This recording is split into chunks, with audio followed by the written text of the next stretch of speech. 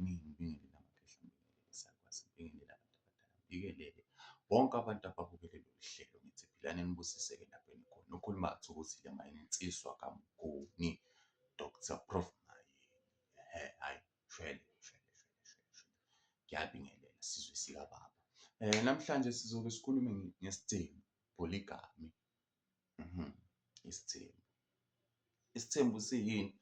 Isithembu ukuthi indoda ithathe noma ikhulise isibongo ibe nabafazi ababili, abathathu, abane, abanhlanu, 2, 3, 4, 5. Right? So bakwethu isithembu mandulo. Okay, singathi mandulo. Ngizoqala la. Inhloso yokuba nesithembu ukuthi abomama bazosizana. Njengokwazi mhlambe ebukhosini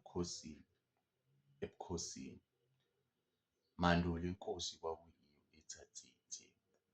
Angithi. So inhloso yaloko ukuthi bazosizana omama. Njengoba nazi abafazi abafani nathi. Esikhathini esiningi bayaya esikhathini. Right? Kuba nesilumo bangene esikhathini. So inhloso yesithembu kwakungukuthi umama nangasekho right, ubaba akwazi ukuyofihla ikhanda phela athi ukuloliqo. Angithi. That was the main purpose of it. Kodwa asibhekanga ngaleyo ndlela leyo. Sibheke ngokuthini kwakuwukuthi ubaba uyokhulisa isibongo. Ngoba phela ebukhosini iy'nhlanhla ey'ningi. Mhlambe lo uzalelwe ukuthi ayoba inkosi, ayoqhubekisa umsebenzi kababa. Lo uzalelwe ukuthi alethe umnotho ekhaya. Lo uzalelwe ukuthi andlondlobalise lesi sibongo lesi. Angithi. Lo uzalelwe. Lo nje kuyahluka. Njengoba ngisho kusebukhosini. Ebukhosini niyabazi ubukhosi, it is royalty. Yonke into yakhona ibusisekile. Angithi. So bayenza kanjalo. Inhloso ukusiza ubaba. Kodwa ukukhulisa lesi sibongo lesi.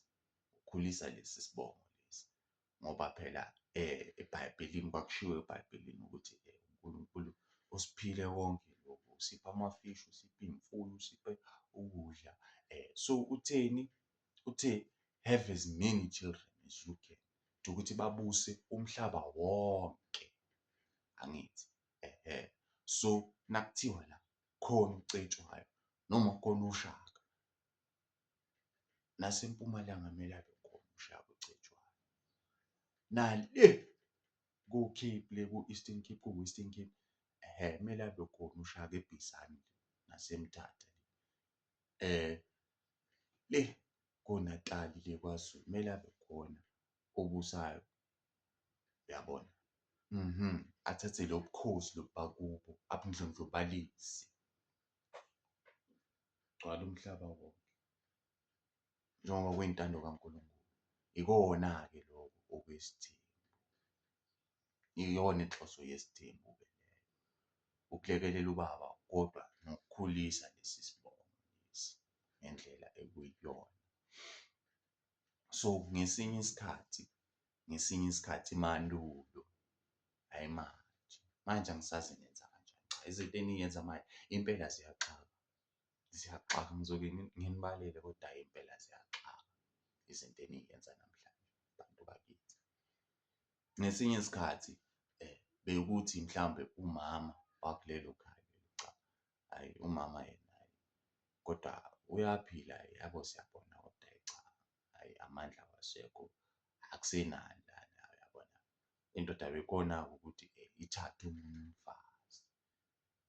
Ithathe omunye umama. Kodwa bahlala ndawonye. Cha, lo mama benegceke lakhe. Nalona benegceke lakhe. Naloyana benegceke ukuthi kungazuba nombango abantu abadala nabangasekho ezweni.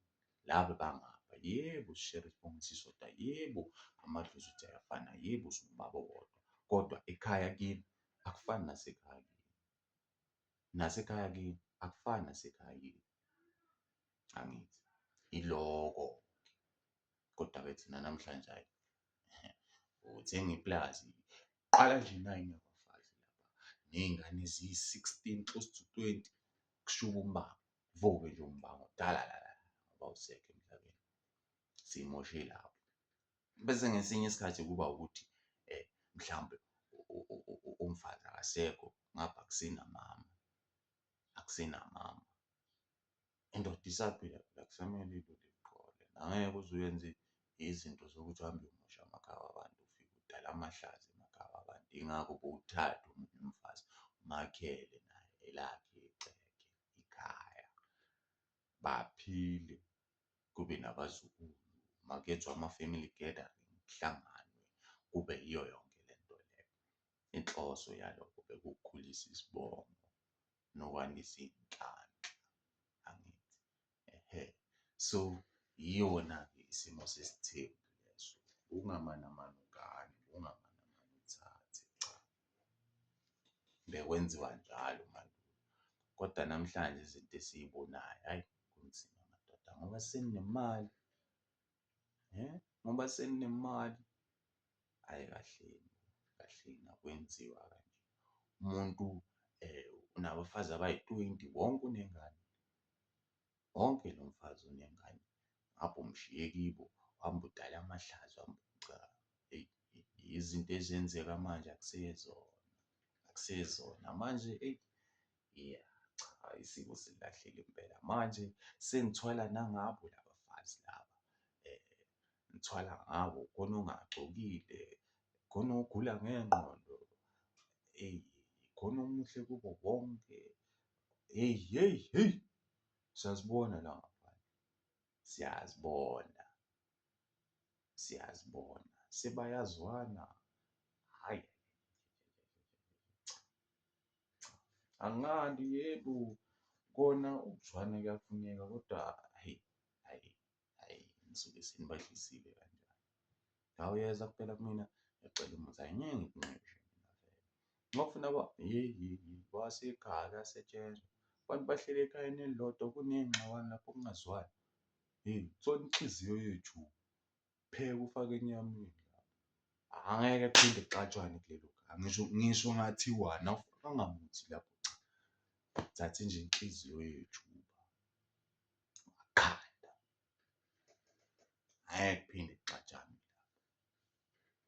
Kodwa-ke heyi, izinto esiy'bona namhlanje ziyathusa. Iy'thembu sengiy'thathela ukukhulisa amandla, sengiy'thathela ukumosha nje ezweni. Cha, it is very, kubuhlungu, kubuhlungu kumina, kubuhlungu kumina njengomuntu ohlonipha isiko kakhulu. Kubuhlungu kumina ukuthi ngi-witness-e such things. Kodwa-ke eyi, impilo ekhethwa abantu bakithi. Ijulile, ijulile impela. Kodwa-ke ikona loko ngesithembu, ikona loko, akukho okunye, ya, ikona loko, nayo inhloso kwakuwuloko, ukusiza noma ukulula iqolo, noma ukuvula iy'nhlanhla zamakhosi amakhulu phela.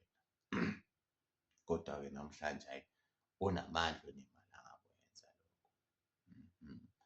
So, ya, bengicela na ukuthi bakwethu mani, sike sicapheleni, sike sicapheleni. Yazi le nto le, mhlambe ngelinye ilanga I'll into detail, ngeke ngijule ngayo, kodwa kunale nto le yokuthi umuntu abe wasebukhosini kodwa angazazi. Ikhona. Namhlanje lana eGoli sinabo uMahlangu, sinabo Cetshwayo, sinabo Mthethwa,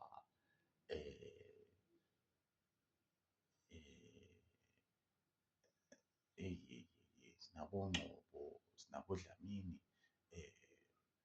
sinabo bonke la bantu, kodwa kumnyama ezweni. kumnyama into zaba ayihlangani, umuntu athi uyenzani akuhlangani nje kuyabheda kodwa umuntu uphuma ebukhosini. Uhamba nalesiphiwo lesi samakhosi leso, uhamba nomunye umnotho, uhamba namanye amakhehla aphethe ezinye izinto kodwa akakwazi nalokho. Ngobani? Ngoba imvelaphi asiyazi. Ikona okusilimazayo lokho bafowethu. Angithi hamba ninyama cha. Self introspection. Awuke nje uyibheke wena uba qhamuka ithini imvelaphi yakho. Mhlawumbe uhleli lapho nje, hey. Kunamamitha, amamiliyoni, kunamanye ama-treasure asindwa iy'ntaba ngoba wena awuzazi ukuthi ubani. Asindwa umhlabathi ngoba wena awuzazi ukuthi ubani. Bafika bezizwe baligubha igolide lisindwa umhlabathi. Namhlanje-ke wena uhleli phezu kwegolide awuzazi ukuthi ubani.